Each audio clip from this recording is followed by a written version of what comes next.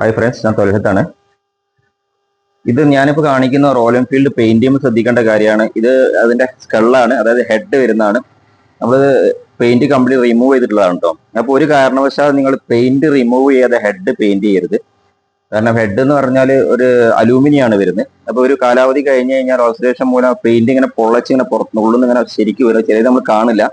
നമ്മളത് പെയിന്റ് എത്ര ക്വാളിറ്റിയിലെ പെയിന്റ് അതിന് മുകളിൽ അപ്ലൈ ചെയ്ത് കഴിഞ്ഞാലും അതിനൊരു കാലാവധി ഓൾറെഡി കഴിഞ്ഞ് കിടക്കണം. ആ സാധനം ഇങ്ങനെ പൊങ്ങി വന്ന് പൊളിഞ്ഞിങ്ങോട്ട് വരും കേട്ടോ. അതൊക്കെ ശ്രദ്ധിക്കുക. ഇപ്പൊ രണ്ടാമത് ശ്രദ്ധിക്കേണ്ട ഒരു കാര്യമാണ് ബോഡി ഫില്ലർ.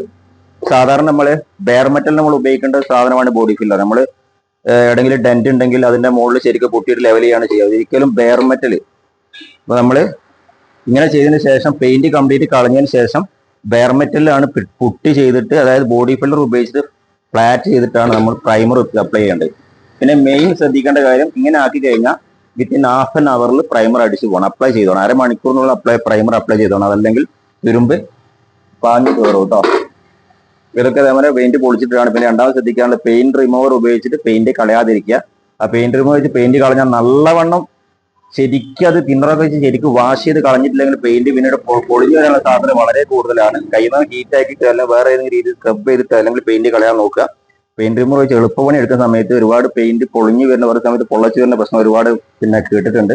അതുകൊണ്ട് ആ ഒരു കാര്യം ശ്രദ്ധിക്കുക. Thanks for watching.